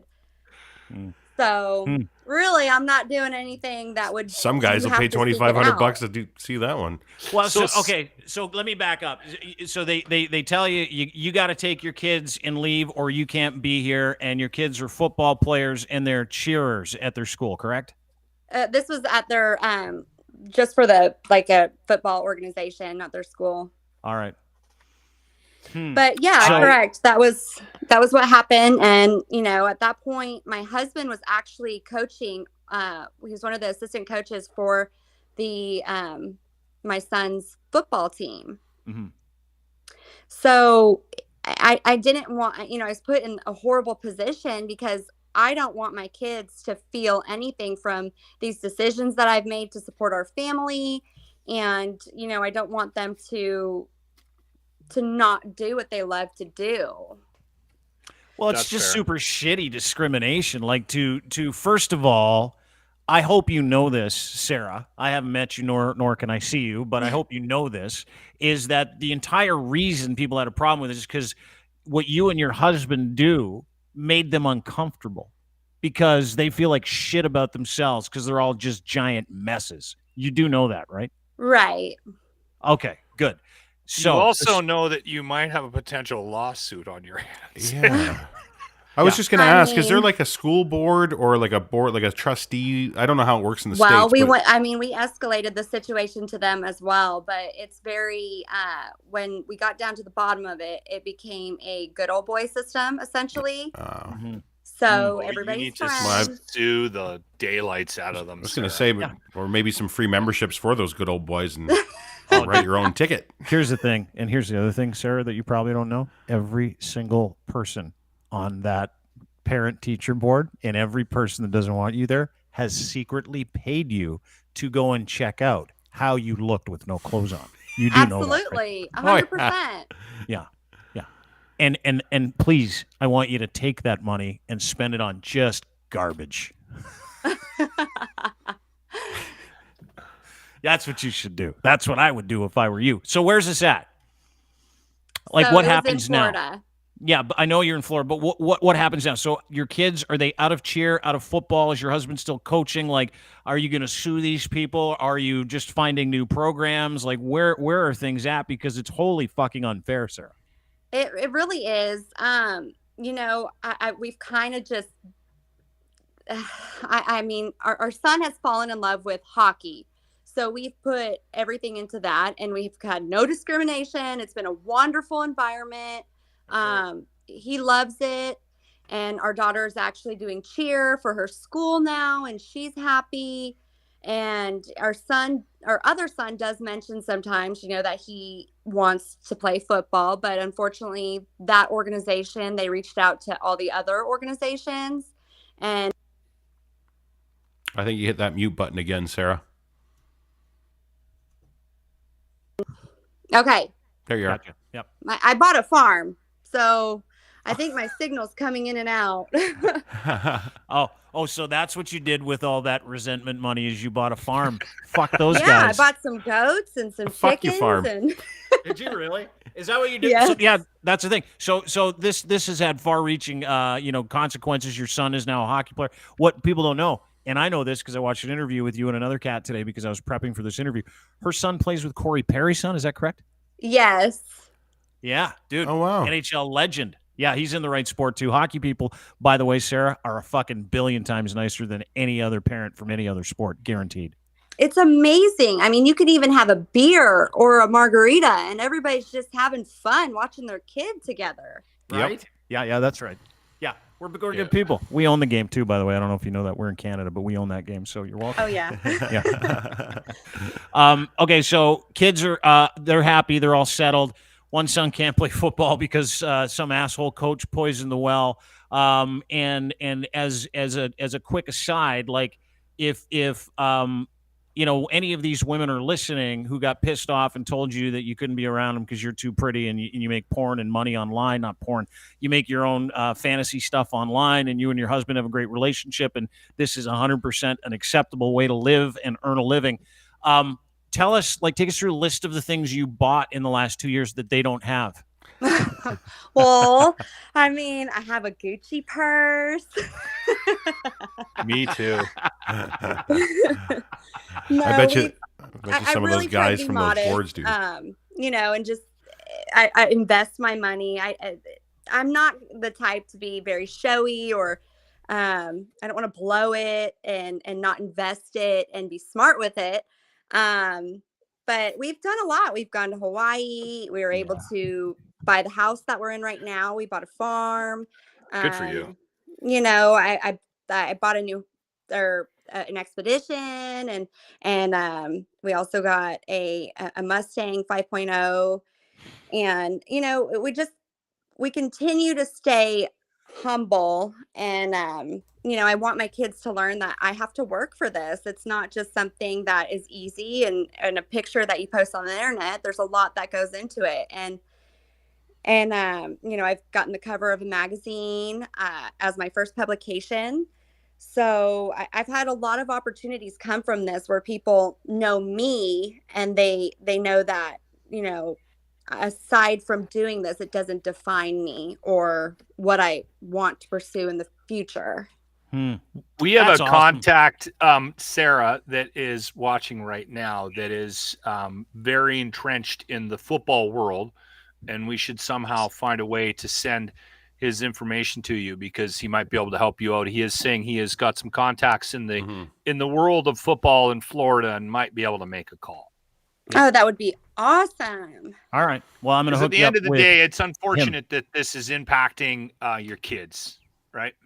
Yes. People should just leave well enough alone and keep to themselves and stop worrying about what happens in somebody else's. Because aside from what I do, that my kids are taken care of and they're loved and they're cared for and they're provided for, but they love their mom, so there's nothing going on that isn't normal behind closed doors that's happening. It's just sexy.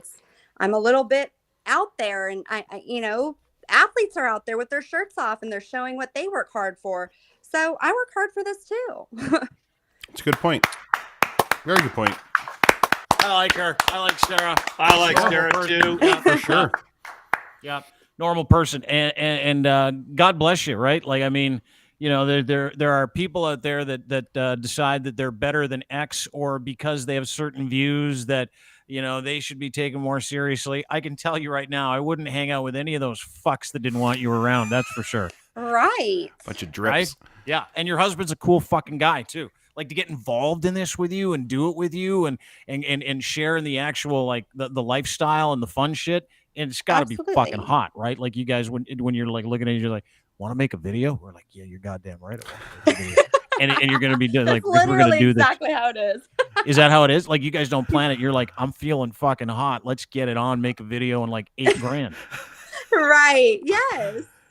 I'm not mature enough to think past the money though. I'd be like, oh honey, you into it tonight? And be like, fuck, I don't you know what? who We would got hold the we got camera. we got I bills. always black out. We got bills to pay. Yeah, you're right. Truck payments coming out this month. Fuck. Yeah, okay. Can I ask you a question? One last question before you go. Sara Cheek, by the way, lovely lady, if you don't follow, and that's how we got in contact with you. You followed us, and then we reached out, I think because of the article, right? Is that how we hooked up? Yes. Yeah. Follow Sara, though. She is super fun. Her Twitter handle is at Sara Cheeky, and then the number 1 at SaraCheeky. And the number 1 is where you can follow her. But like, it's awesome talking to someone like you who has like, live that life that everybody reads about. Like every fucking 4 weeks, we see a thing where it's like, some overweight moms are at it again. Like, Right. yeah. So it's nice to like finally meet somebody who's actually been through this experience and totally normal. And it's just what you do. But listen, I appreciate what you do. Thank you very much for spending some time with us, Sara. Always good to meet new people, and hopefully we can have you back as your career continues to take off. Yeah, good luck, and you're a great mom. Absolutely. I appreciate that so much. Maybe next time I can actually be in this little black box. We'll actually see you. Yeah. We'll figure it out. That's the maybe we're being catfished. Do you think we're being catfished, maybe? Maybe we're getting catfished. Gosh. Are you catfishing us, Sara? Is that what you're doing? Are you catfishing us right now? Are you a real person? Is your name Bill? Maybe. Bill with a voice filter. Yeah. She's got like a voice filter on, and his name's Alan, and he's like 450. And oh my God, that would be terrible. He's in Pittsburgh. Wouldn't that be great? Yeah, and he's married to one of the moms that hates Sara. Yeah. Somebody hacked it. You have thanks, no Sara. idea how Great to terrible meet that you. would be based on All the thoughts right. I've Well, had. thank you guys so much. Bye. Thank you, Sara. Bye-bye. Good luck. Sara Cheek, ladies and gentlemen. Sara Blake Cheek. Sara Cheek Blake, I think her name is. Sara Blake I Cheek. am about She's to nice. Sara give Blake her Cheek. a follow. I bet you are. Yeah, nice lady. Sarah. Here's the thing. I've said this before. I'll say it again. This is I can fix every problem that we have on the planet. Okay. Yep. It's 3 easy fucking steps. 1, figure out who the fuck you are. 2, get comfortable with that fucking person. Number 3, stop fucking worrying about everybody else. Figure that shit out, everybody, and we're going to all be better off. I'm telling you right now, it fixes every fucking problem on the planet, including this Sara Cheek thing that she's having with her kids. Mm-hmm. I'm not wrong. I'm not wrong. Dude, how many people like do you know in your friend groups that who engage in recording themselves having intercourse with their partner? Nobody. How many? You don't know anybody? Nobody that I know of. Oh, like I just like yeah. I'm sure they do, but like we don't talk. Like no, I Yeah. don't. Is that a conversation you have with your friends? No. Yeah. Okay. Sometimes. Yeah. Sometimes. I do have friends that like to record themselves because they like each other and they like seeing it all happen. She's got and 136,000 Twitter followers. No way. Who Sara does? Yeah. Yeah. I'll get her to retweet this interview so everybody will watch Yeah. it. Yeah, dude, Get her it's to crazy. read That's the other thing is it's unbelievable to me how many guys like just follow women like this. I don't follow like models, IG. We just Me neither. I don't have. It's not my entire existence on Instagram. Is it really? Do you follow a bunch of chicks on Instagram just to see chicks? I couldn't do it, dude. It's always awkward when my phone ends up like sitting on the kitchen table or something like that, and my wife is like, "What is that?" Does she care that you look at famous chicks girl online? that just changes in and out of clothes all the time? Is that what you're saying? That's that famous girl that changes clothes all the time? Is that what you tell her? She believes you? I don't know why. I find it interesting to see women trying on bathing suits. Those are just a bunch of words. You can judge me. You can judge me if you want. I'm okay with judging you. I am totally 100% judging you. Why do you? Hold it. Okay. Back this up. Do you guys have? I don't have an Instagram account. We do. I don't have one. Do you follow hot chicks on Instagram, Linz? No. This is not her. Do you follow hot chicks on Twitter? No. Like just for the sake, because you're like, I'm gonna follow her because she's pretty. No. Good. No. We. Thank you. I'll tell you. I'll tell you why. Because the first thing I do when I'm getting into it with somebody on Twitter is I'll go to who they're following, and I'll use that against you. like immediately. Like, look at you, you perverted fuck. Did you not hear my piece of rules? Oh yeah, no, sorry. Yeah. Remember I the don't whole care. fix every plant Gloves problem off. on the planet?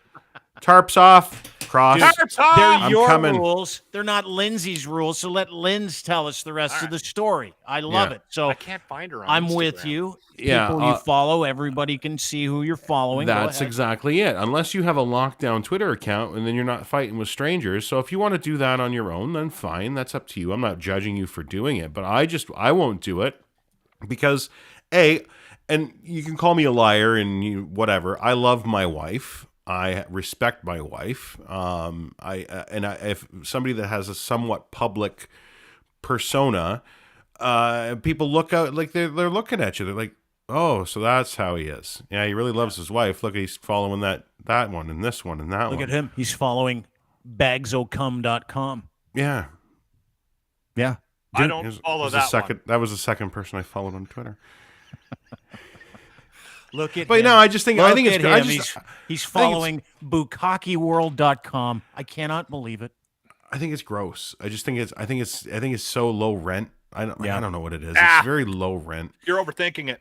I probably am. Totally You're are. right. I usually do, and you usually are the one to tell many me how times to, do you how whack to act off? simple and basic. How many times? How A many times do you day? get- Did you just say a day? Yeah, a day. Yeah. He jerks off like 3 times a day. So it's like everybody jerks Twice. off. I usually get in a double. Well, no wonder he's got that fucking double's a good phone day. loaded with Yeah. fucking broads. Look at you. That's why. If you weren't so over sexualized, you probably wouldn't be jerking off twice a day. I have sex with my wife. So do I. Do you? I Not if told you're her a jerking long off time twice a ago, day. I told her a long time ago, just so you know, we could do this every day, and there's a good chance I'm still gonna whack off. You're doing her a favor.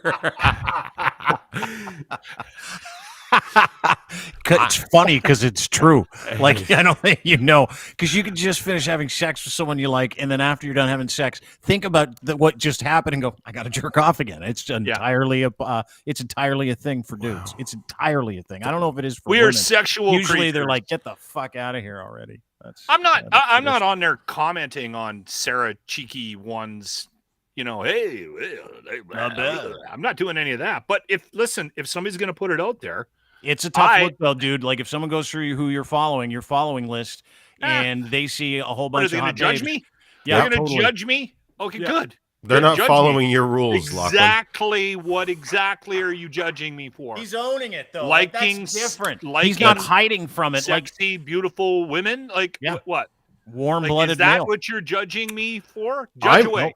Yeah, I'm no, not. I don't think it's something that needs to be judged. But Look we how live in a serious society he is. that will, and there's Look at how nothing serious that Locke is right now. I know. So There's you nothing wanna that we're judge doing him? is going to change Because- it. You want to fucking Because judge me? I don't, Ryan. If you told me that you like sticking cucumbers up your ass right now, I would have no different opinion about you.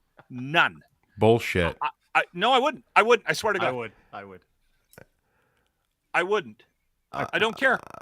I would. If I'd you be go like, into the back why? room and that's how you get off by sticking a giant cucumber up your ass, that's your business. Who cares? If you're following a bunch of fucking Instagram pages where it's just all cucumbers, who cares? Those That's aren't your thing. Well, then we would know why you're following all those That's right. cucumber pages. Yeah, there's Yeah. a lot of. You get I have a lot of I unfollowing dig to do giant tonight before cucumbers. Lachlan gets my Who friends list. cares? Apparently. Who fucking cares? Yeah, Did I need to know that you like to, pleasure yourself with a big giant cucumber? No, but why should it have any It's impact interesting, at though. all? Why should it have any impact at all? shouldn't- Why you know what? should You're Sarah's right. kid? Yeah, Why right. should a subscription-based thing, OnlyFans? You Yeah. have to pay to see the things that she provides, right? Mhm. She makes an unbelievable living doing it. Why should her kids be? Why should their futures be jeopardized based on what she does for a living? That's a great question. No, you're absolutely, and I think you're right, but we just don't live in a society that acts that way, and that's the problem. And yes, it's wrong, but there's a lot of things in this world that are wrong that aren't going to change just because we say so. And You know when they're going to change? when everybody when people does, start stepping up and not giving a shit about the world that we live in. That's what you like. Listen, do you think Sarah is I mean, I think the reason why this story is impacting her is because it's impacting her kids now. But she's not going to change what she's doing based on a couple of nor people should that she, have for judged fuck's her for sakes. what.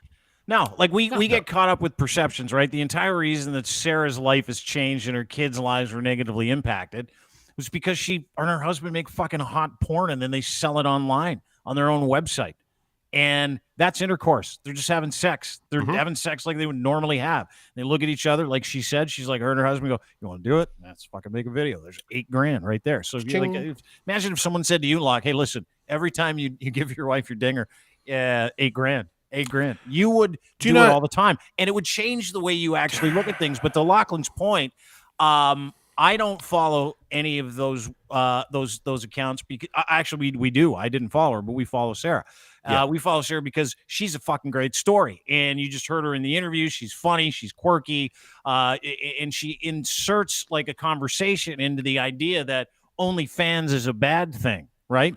Hey, listen, I don't have an OnlyFans account. I don't subscribe to anybody because I don't need to watch porn. I don't feel like I have that thing in me that says, "Hey, this is a good idea." I watch porn constantly, and you should. But like that's just me. There's nothing wrong with guys who watch porn. Like nothing.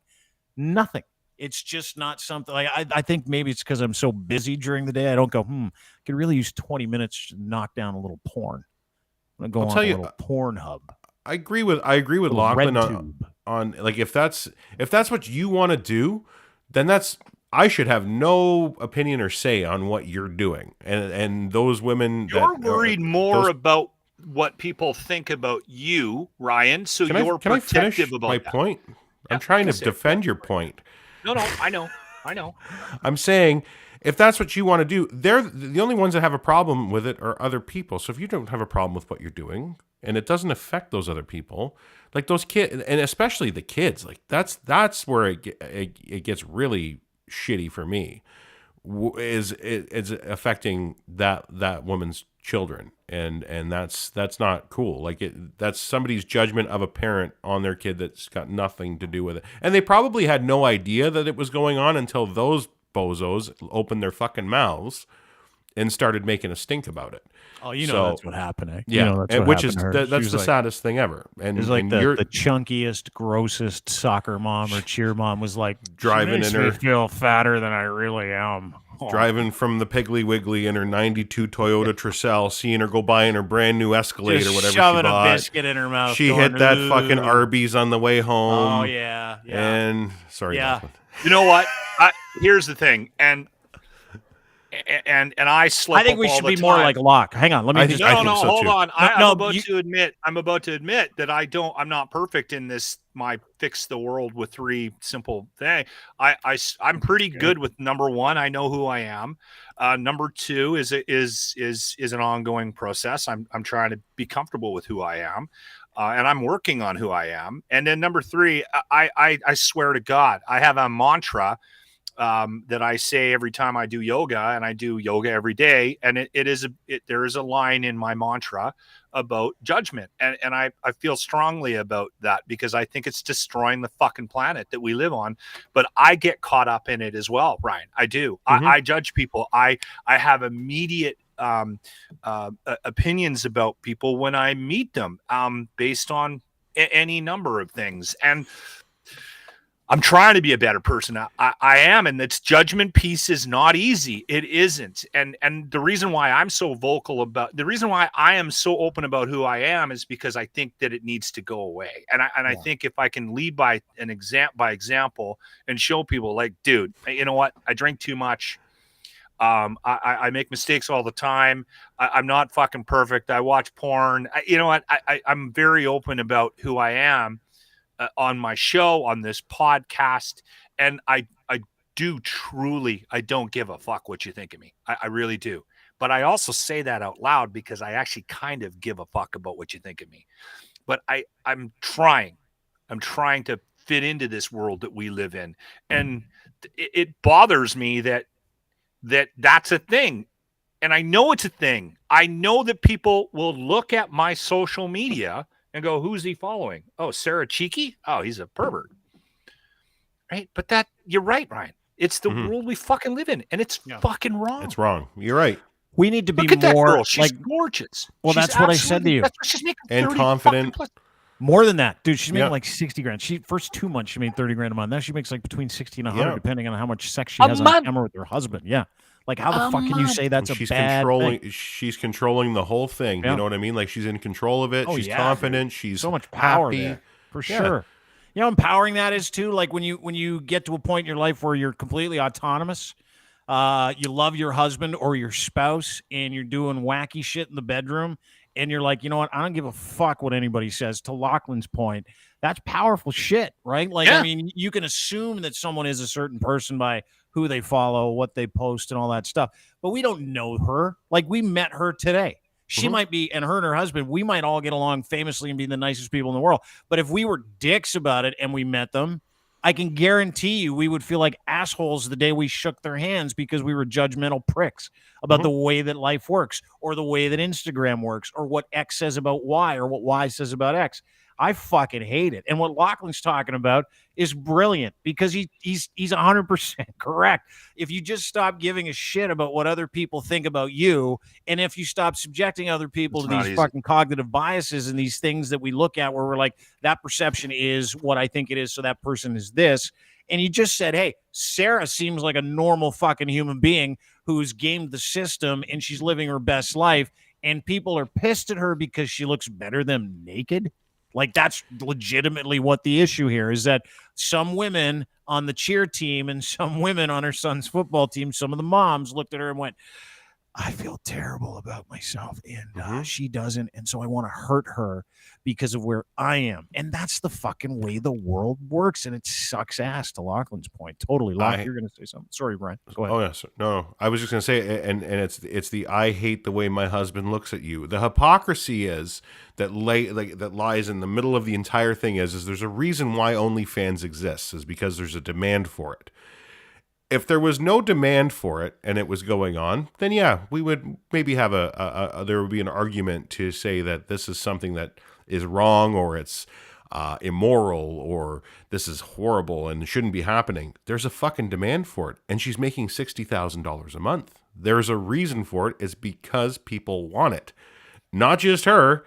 It's the people that are buying it, you know. So it's very hypocritical to make that argument, and yeah, it's judgmental, and it's you're right. It's just a matter of we're so full of that shame and that jealousy and that envy that we project it out as though it's wrong, even though it's a $1 billion a year, $1 trillion a year. Look what we maybe went business. through in the last 2 years, Ryan. Look, It's and hard. and the reason why I mean, I think I'm getting more and more triggered by the judgment piece is based on what we've gone through the last 2 years. I'm in Alberta. Nobody has to wear a mask anywhere in Alberta anymore. And my wife and I talked about it. I don't think COVID's over yet. I don't think that the mask is a 100% cure.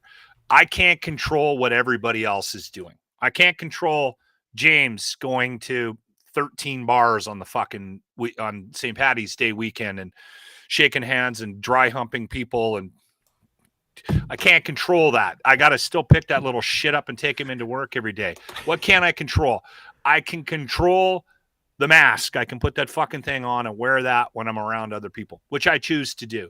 Today, I'm wearing a mask around the building, which hardly anybody in our building is doing anymore. And you know why? They're not doing it because they're worried about what people think. And I know for a fact that they're worried about what people think of them wearing a mask because my asshole engineer said to me, why are you wearing a fucking mask today? Fuck And him. I said to him, to annoy you. I didn't say that. You should have. I Hey, dude. just about said that. I said to him, I don't want to get COVID. Because I know that when Locke gets COVID, he's going to get all the dick things. Yep.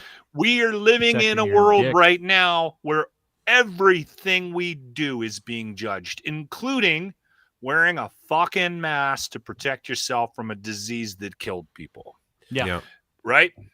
Great point. can't And escape worth it. saying. Yeah, you can't. Dude, I went into, by the way, just a quick aside.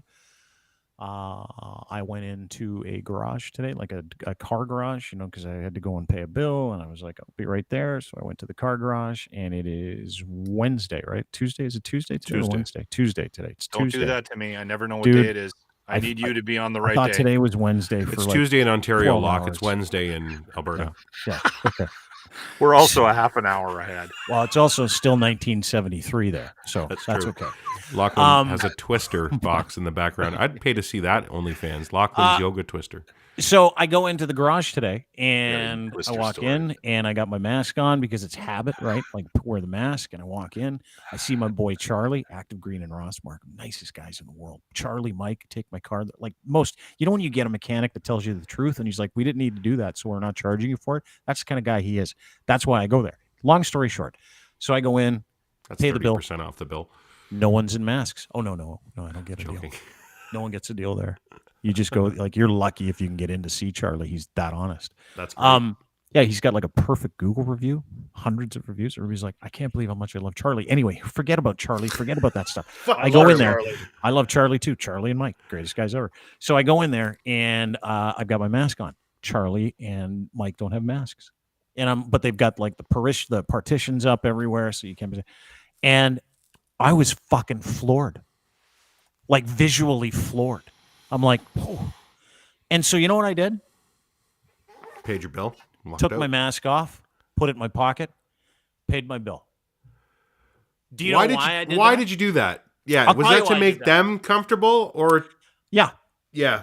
I went in and I'm like, you know what? That's what I've been If saying. these guys were wearing The masks, are going to come down. well, if these guys were wearing masks, I would have happily wore one. I took the mask off because it was like I haven't felt like this before. I took the mask off. So it was an opportunity for me to not have the mask. Now, when I say I took it off, I put it down here so I could physically talk to these guys and have a conversation, which I could still do with the mask on. It was like this thing that just happened where I'm like, oh take it down. The social norms, right? And it was are going to dictate like how we cognitive move bias. forward. It was cognitive bias. Like I didn't even think about it. Yeah. And so and you I know thought what? that was fascinating. I saw something the same. Sorry, Locke, just really quick. I saw something the same today. I went to a bakery on my way home to pick up some of the best pizza in the city. And this place is great. And they voluntarily shut themselves down when COVID started. They were all about the precautions, everything else. Yeah. And it's always busy in this place. I went in there today. First time I've been in since Monday, yesterday. All the staff are not wearing masks, but every single customer was. Yeah. So were you okay with that though? I was fine. I had my mask on. I kept my mask on, and I had a nice conversation with the Italian girl behind the counter as I paid for my goods, and said, "Wow, busy. Veal looks great, guys. Hope you guys have a great day. Love them. Yeah. They're fantastic people." But it was just it was that weird, like it was such a difference of. Normally, it's the customers that were either half with no masks or down over their chin. Said it 2-3 weeks ago. The mask rule, if with the rules lifting, it's going to be dictated by where you are, and that should be okay. If you feel more comfortable, if you're the type of person that feels more comfortable when you walk into a situation, survey the surroundings, and no one's wearing a mask. If you don't want to be the guy with the mask on, you'll take the mask on. That's okay. You're allowed to be wired like that. I think most people, if they're being honest with themselves, are wired that way. You're going to bow to the societal pressures. You're going to bow to what the norm is in whatever situation you're involved in. I don't know if I'm not wired like though. everybody I'm else. Thinking back to me going into the dealership today or into the car place today, and I'm trying to remember if I did it like just as one of those things. I think there was like a cognitive decision for me to be able to say, you know what, they're not wearing masks. I'm going to take a shot. Like I'm gonna go maskless for the first thing. I'm gonna see how this goes. And I was in there for like 5 minutes, right? Like 5 minutes, and then we go outside, we walk around the car, have a look at it and stuff, and then I split.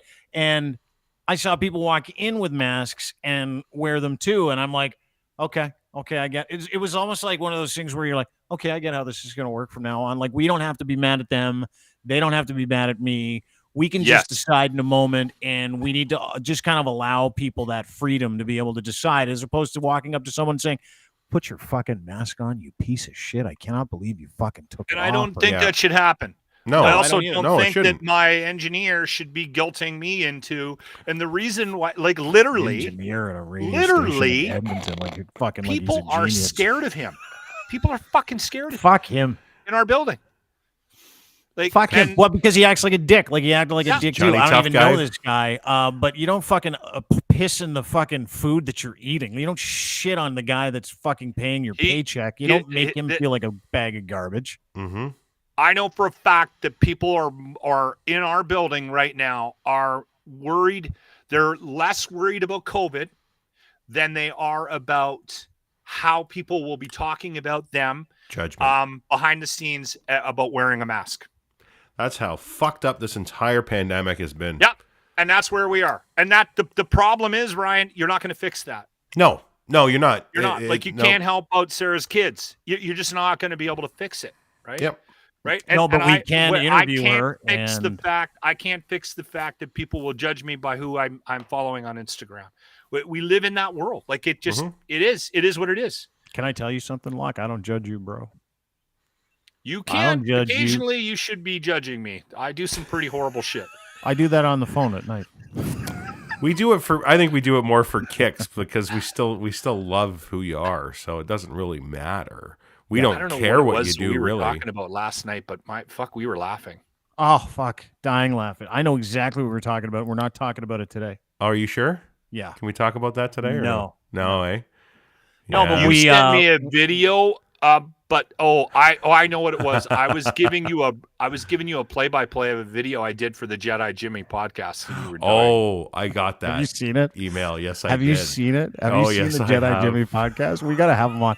It is Lachlan and his buddy dressed up shooting shit at Jimmy, who's a little person, and he's blocking all the shots, but he doesn't really block much because these guys like fucking tried to hurt him. Don't do that. Because I have enough Eggs problems again. with his family. Sorry, I didn't mean And you I tried have- to hurt him. I meant you tried to get him. You tried to get him with the bullets that you were shooting at. We and weren't they're trying not to real hurt him. bullets. It was his idea. I It have was a his video to idea. prove it. I Yeah. said I'm not What's- doing this unless I record a video, and I'm going to do it right now. Oh, I wanna Hang see on. it. I'm going to send Jimmy's mom a message on Facebook. No, don't make Don't Lachlan's life do worse. that. Don't Don't do that. Oh my God. He's got some serious Hang on, interpersonal hang issues on. there with Jimmy's family Oh, we because know. like Jimmy puts himself. I'm the host of the locker room. I work with the guy in yellow, Grant Johnson. I wish I could get this so you could see it better. It's perfect. The guy dressed up Leave as it there. Yoda Right with the there. lightsaber. In the past, when we've done videos like this, members of the Positive Reinforcement Gang and Jimmy's family have been very critical of the locker room and their decision to do the things that we do. This was all your idea. Yeah, I need you for my podcast. So this was your idea. This is my idea. I need you to shoot at me for my podcast. Okay, all right. This wasn't Grant and Locke coming up with new ways to abuse James P. White for our own entertainment. Yeah. You hear that, Janice?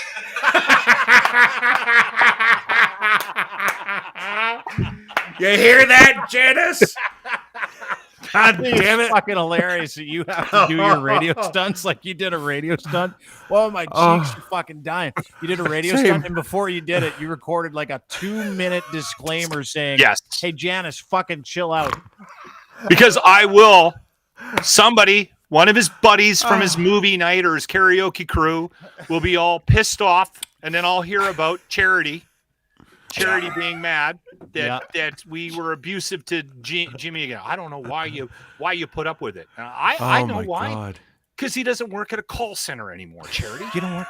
That is a fucking great idea. Like getting that disclaimer, that's like that's a get out of jail free card for everything you do. That's your whole problem is you haven't been like when Jimmy I've been comes to doing you with that. these ideas where he's like, I want you to throw eggs at my face, or you know, I want you to, I want to go run around half I naked blocked looking his for Lucky Charms. entire family. If I As even you see should. Tabor, As even you if I even should. see Tabor on any social media, I block you. The Boom. entire town is gone. I blocked the entire corn-fed Because you know what damn happens? city. You know what happens in those situations if you haven't worked on a radio show before, which many people haven't, is that certain people on that show have families and friends who have opinions and perceptions, back to perceptions, right? Where they're like, I don't like how he treats you. And then the guy's like, attention.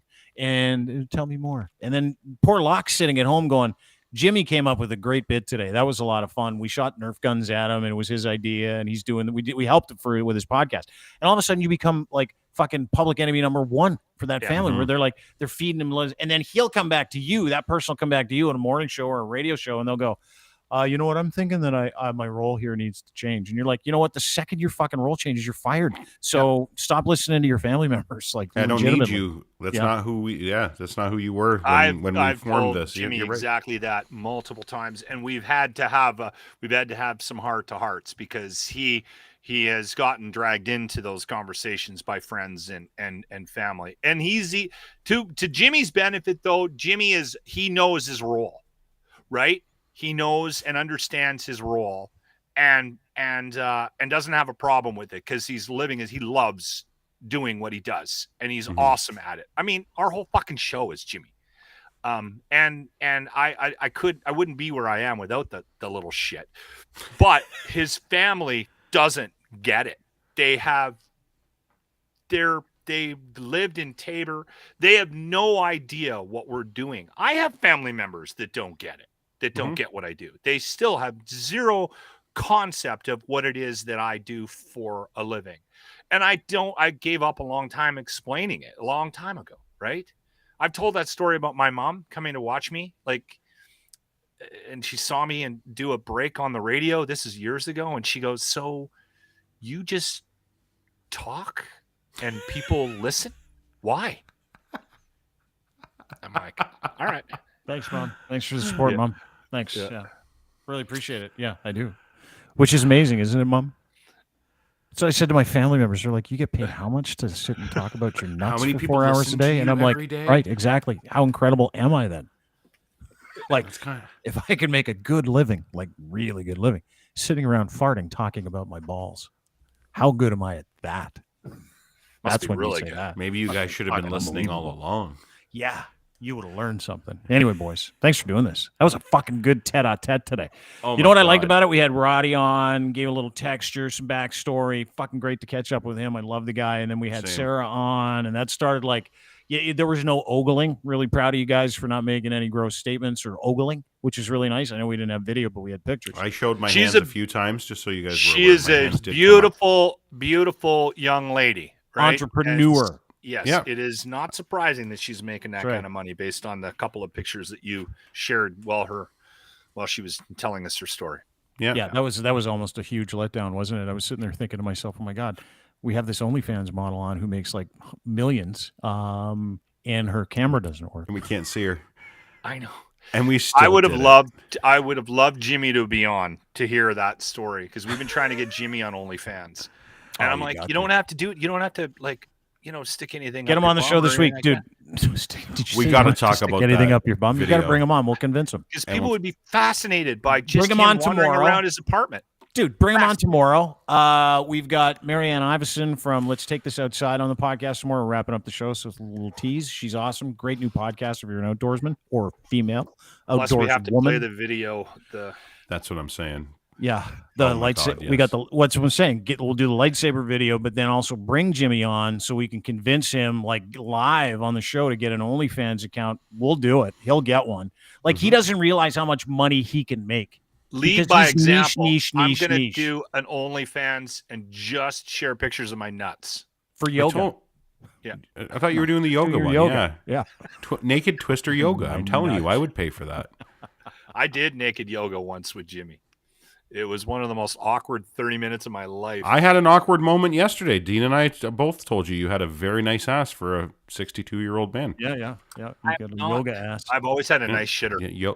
That yoga ass is nice. You take that nice shitter and you go and enjoy your day, big fella. But that is Lachlan Cross, 95.7 Cruise FM in Edmonton. At Lachlan Cross on Twitter is where you can find him. I'll figure out this view, guys. I'm sorry. It's dude, it looks great. You know what? It just shows how much of a hoarder you are. I've been judging you this entire show. You told me not to. Yeah, big time. I'm like, oh my God. I can't even, I haven't been able to look at your side of the screen because that shelving unit that's packed to the nuts with camping shit and board games is making me fucking crazy. You know what? And I could put together a little collage too. If you give me some time, I got glitter in there, glue, My fucking wife won't throw anything away. Okay. I'm talking more about the CDs behind you. Do you know what Spotify is, Lachlan? Or I don't know Amazon? what to do.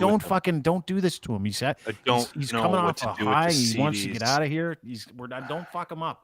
Don't fuck him up for the rest of the day. 'Cause I'll it's gonna clean bug it him. up. Make Yeah, some don't. Tabor Crow. Ryan, Crow stop. You're hurting his feelings. deflectors. Stop hurting his feelings. Send them off to Tabor. Lachlan Cross, 95.7 Cruise FM, at Lachlan Cross on Twitter. Ryan Lindley, he and his lovely wife Ashley are the host of the he's gone. Sheeple Shepherd podcast. At Ryan Lindley on Twitter is where you can find him. Love you, buddy. Thanks for being here. I love you too, man. Take care. All right, buddy. Take care. That's a good man right there. Good man. Good man. Thanks, everybody, for being part of the show. Really appreciate it. I am out of here. We'll be back here tomorrow on the program. We'll have Jedi Jimmy from the Jedi Jimmy podcast in his lightsaber routine. You don't want to miss it. It's pretty fucking awesome.